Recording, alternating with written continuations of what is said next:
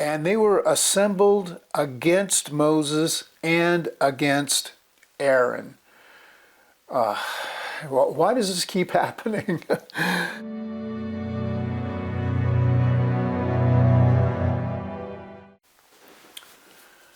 Hello and welcome to Applicata Biblia. My name is Mark. Thank you so much for stopping by as we get a little bit into God's Word. We are continuing in the series that I call Characters in the Bible, or A Walk Through the Bible. And just by way of what we've heard and seen already and read, we are in the era of Moses. Now, Moses has already come along, and he has done what God has asked him to do, in that he goes into Egypt and he gets the people out. And so once they get out, we talked about all the things that God required of them as far as how to worship him. Well, we haven't talked about all of it, but we noted that the Levites are to be the priests, and we talked about how Aaron is to be of the priesthood, and his lineage is to be of the priesthood. And they are to be basically keepers of the law, and they're given a lot of responsibility for judging people and helping people to become clean before God. And we talked about what some of that meant last time. So basically, when you get to Exodus, and then at the end of Exodus, we see, and I'll put up a chart here, you see that God orders the tabernacle to be put together in Exodus. And then there's the book of Leviticus, where the law is given to the Levites.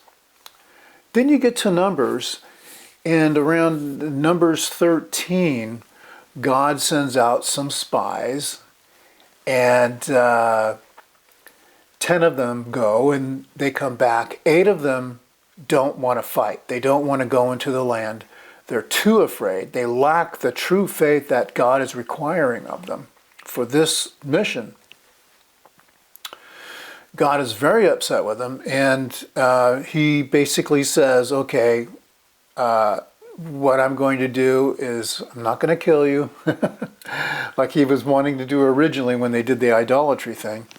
He just says, all of you men who are of fighting age are going to fall in the wilderness. Now, there were 2 exceptions to those 10 spies that went into the land to spy it out.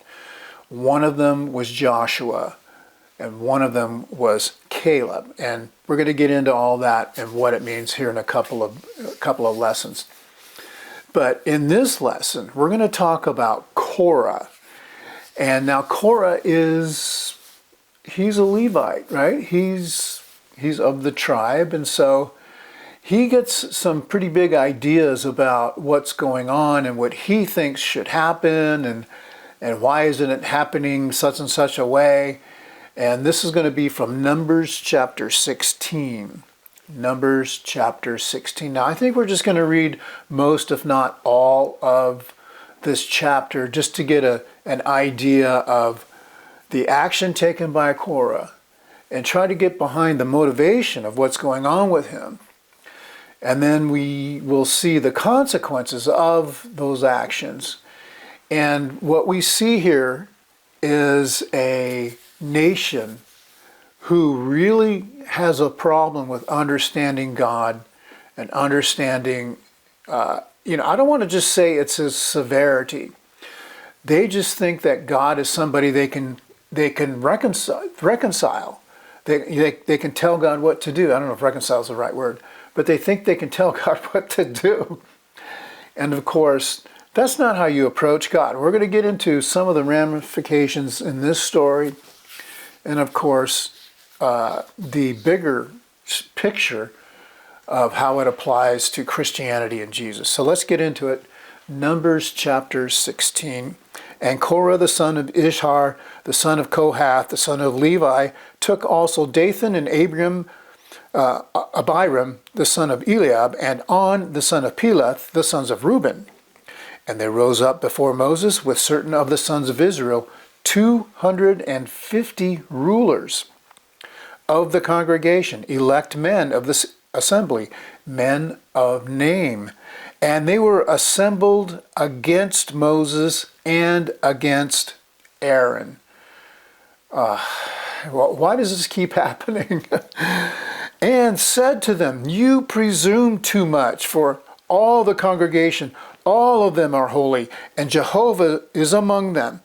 Why then do you lift up yourself above the assembly of Jehovah? Right? Why do you lift up yourself? And Moses heard and fell on his face, and he spoke to Korah and to all his company, saying, in the morning Jehovah will know who are his, and him who is holy, and shall cause him to come near him, even him who he may choose.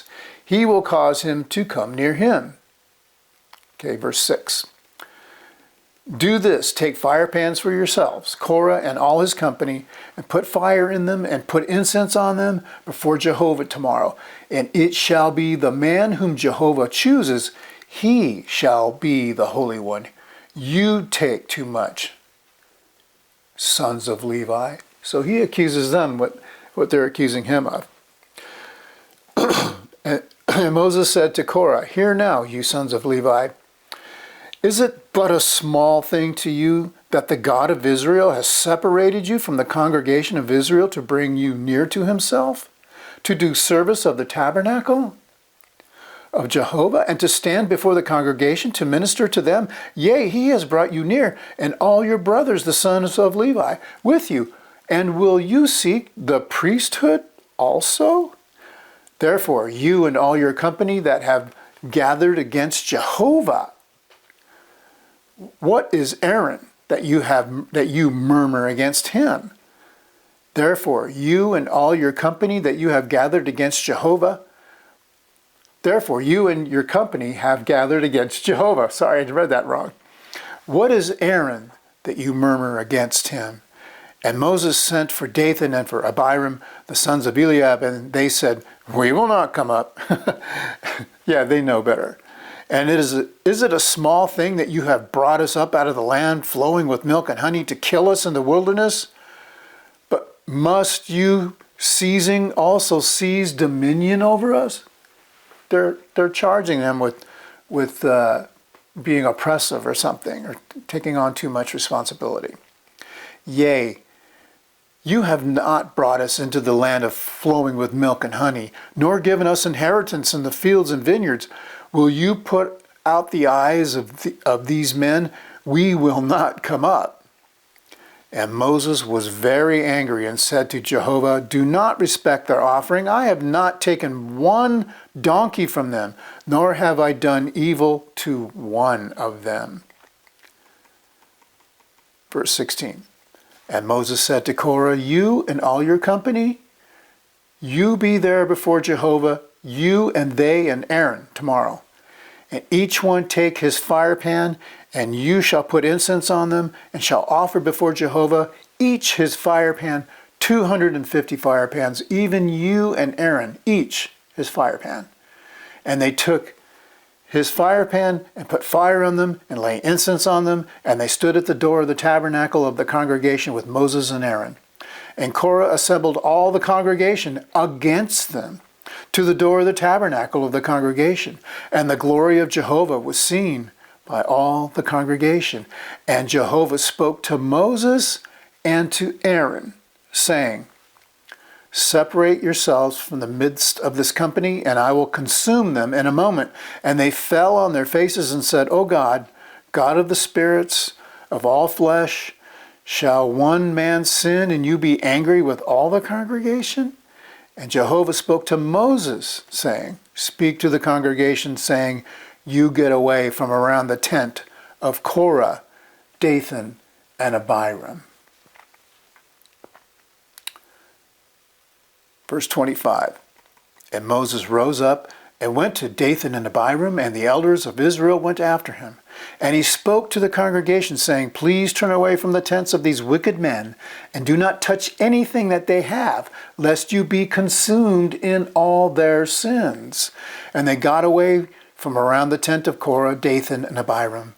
And Dathan and Abiram came out, standing at the door of their tents, their wives, their sons, and their infants. And Moses said, By this you shall know that Jehovah has sent me to do all these works, and that not from my own heart.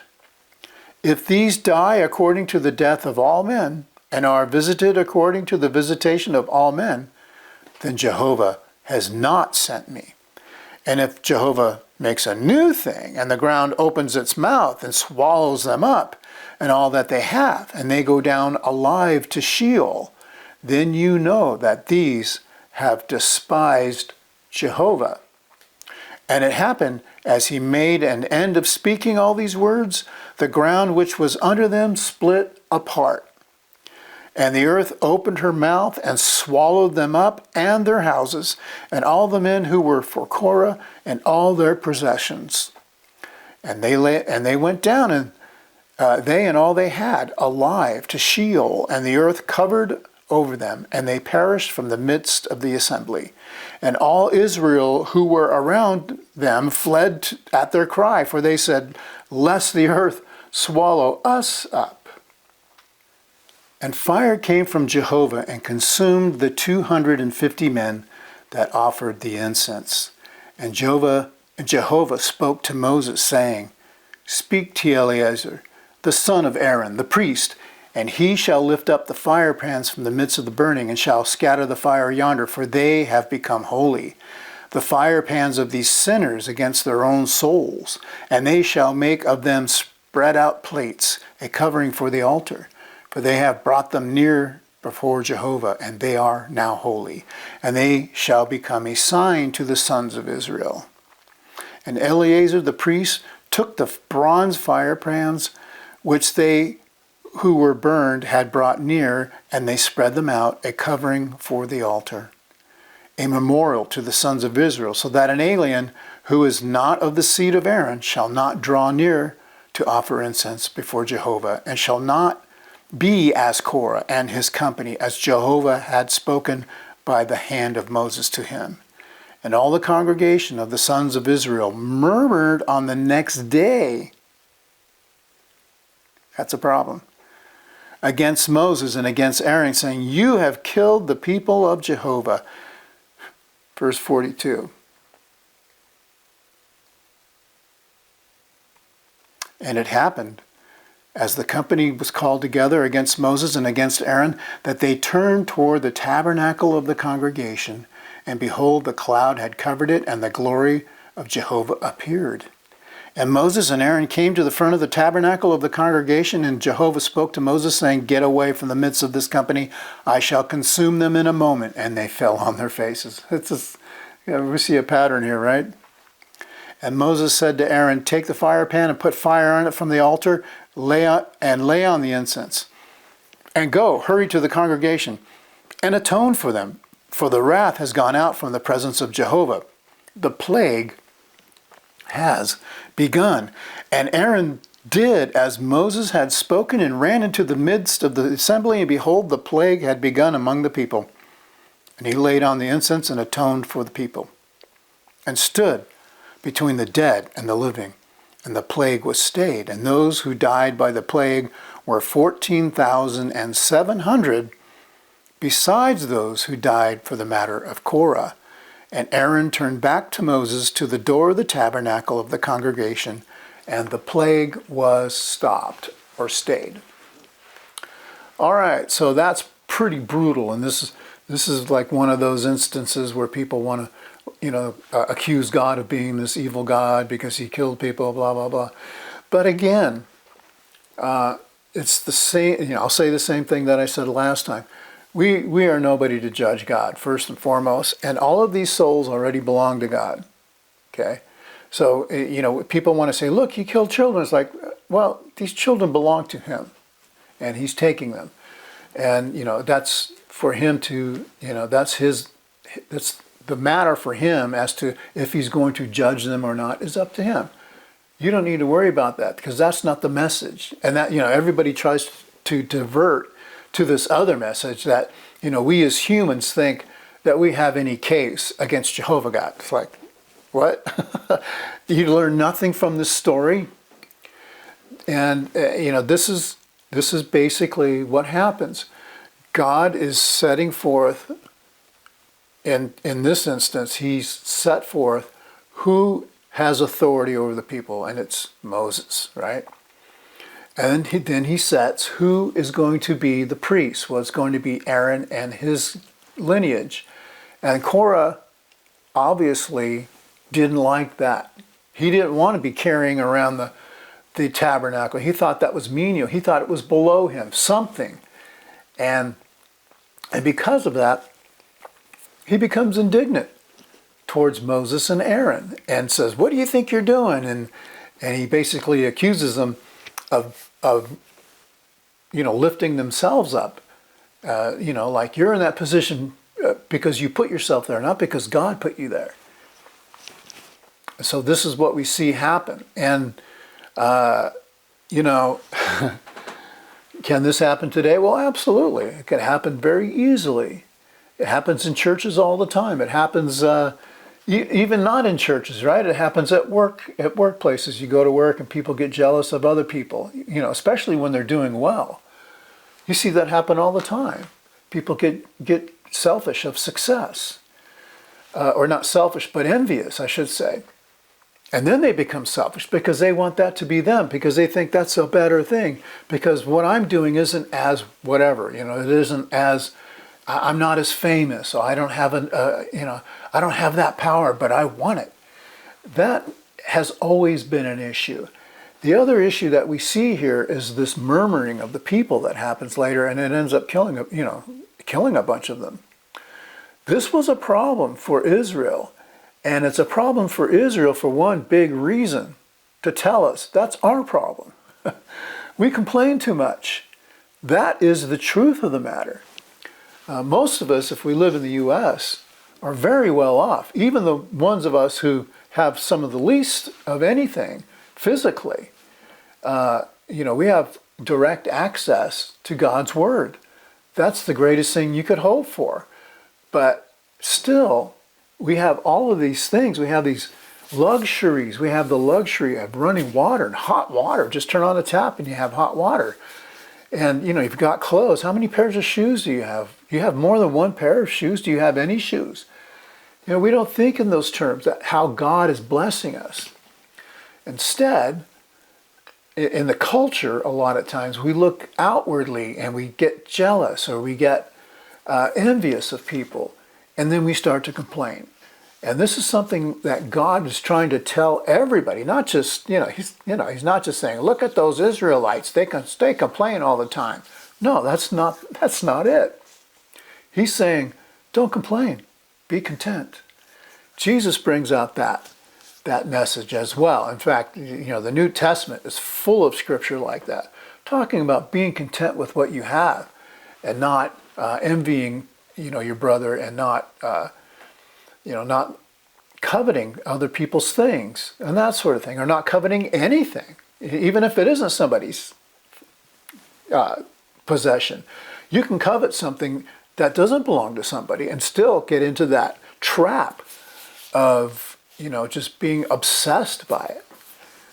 Okay, so I have a couple of questions here on the blog site. And the accusation is that Moses and Aaron have set themselves up as leaders, and they have no place being leaders. And his argument, and Korah identifies himself that he can be a leader. He's saying, look, all of Israel is holy.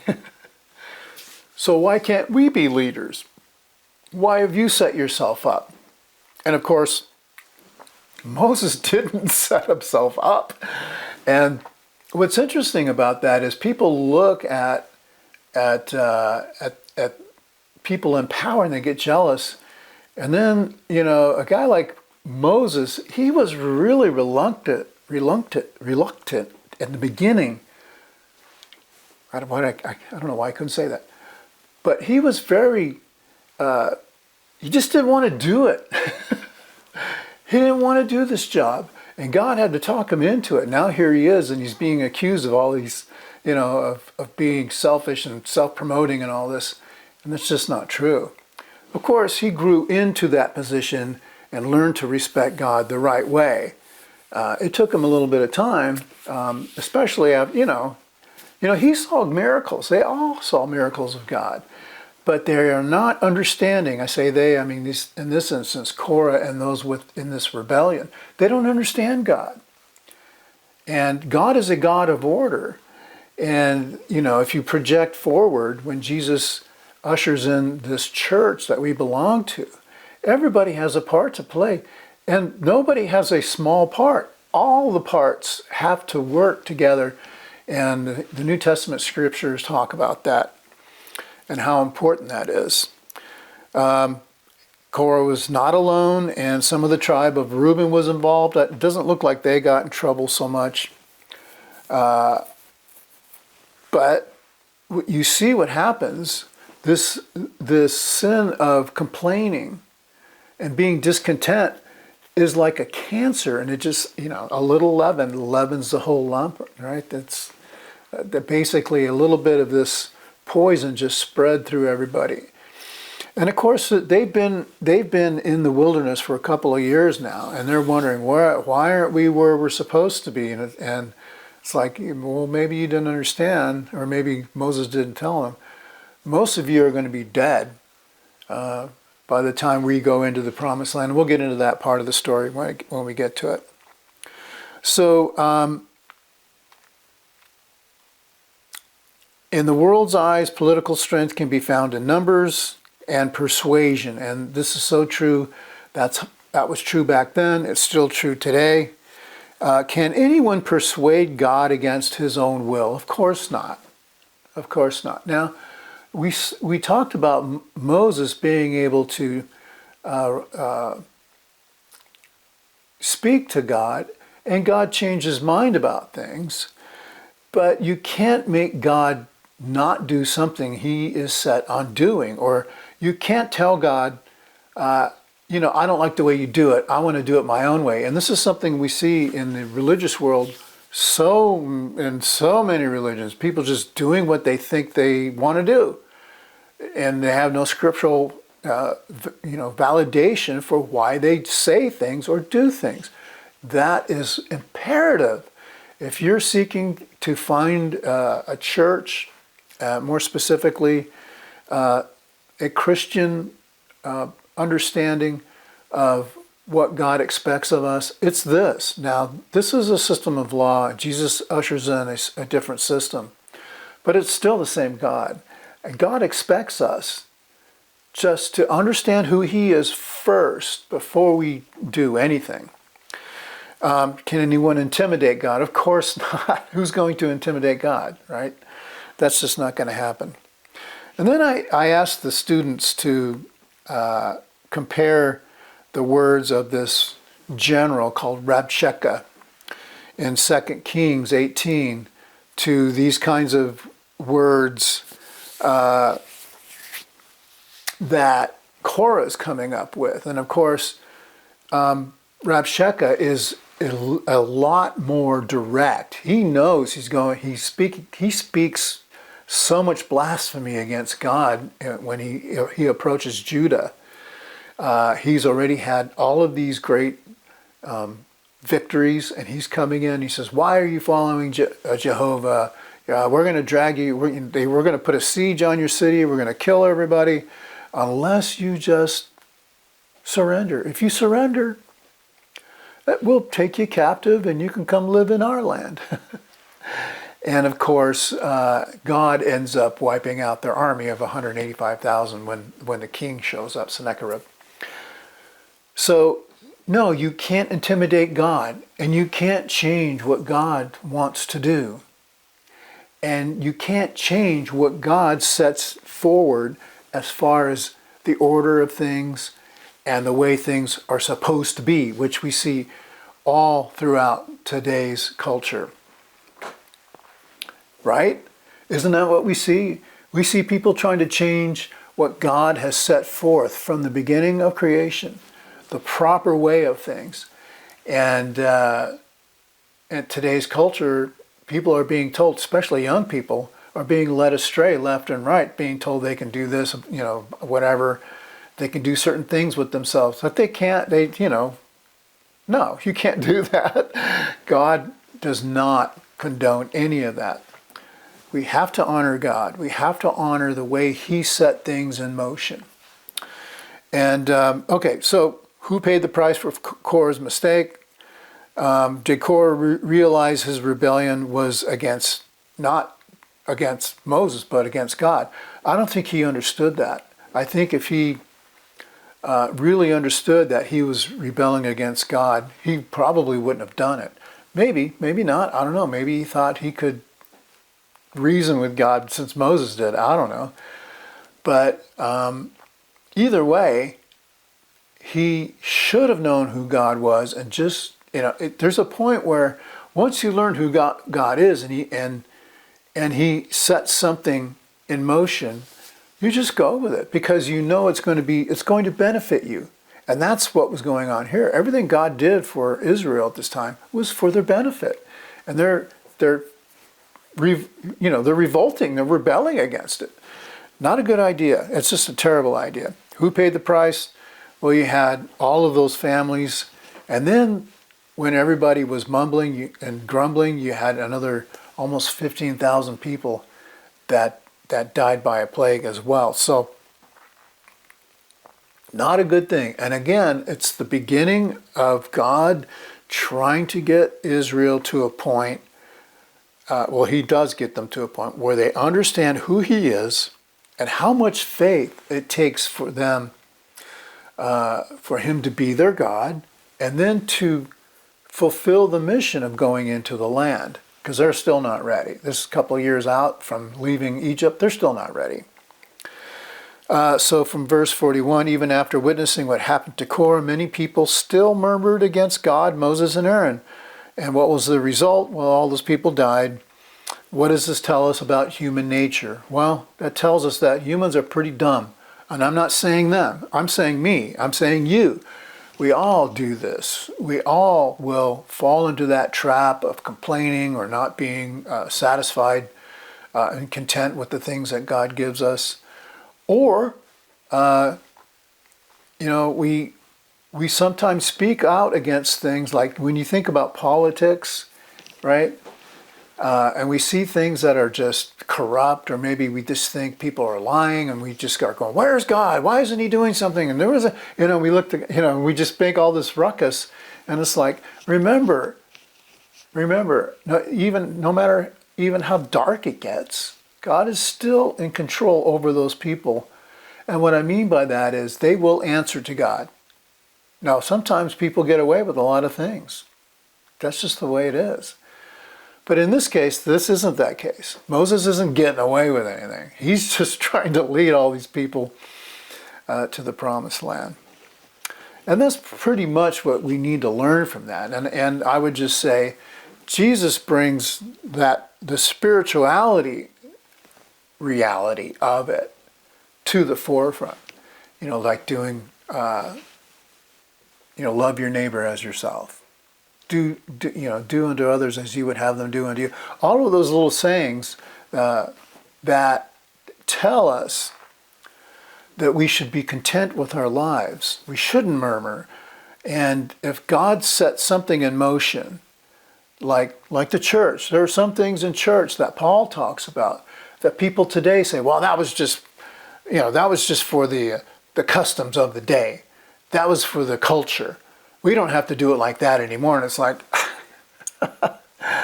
okay, hold on a second. Obviously, maybe some of you don't know. If you don't go to church, Paul talks against women speaking in the congregation, and as a point of do not take the authority over a man, right? Like if you've got a preacher up there, a woman is to be silent. And really, if a preacher's up there, if a preacher is preaching, everyone should be silent unless he's asking questions of the congregation.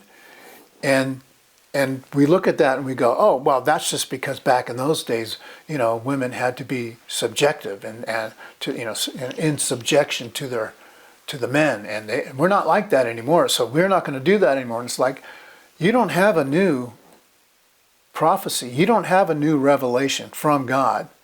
You don't have one.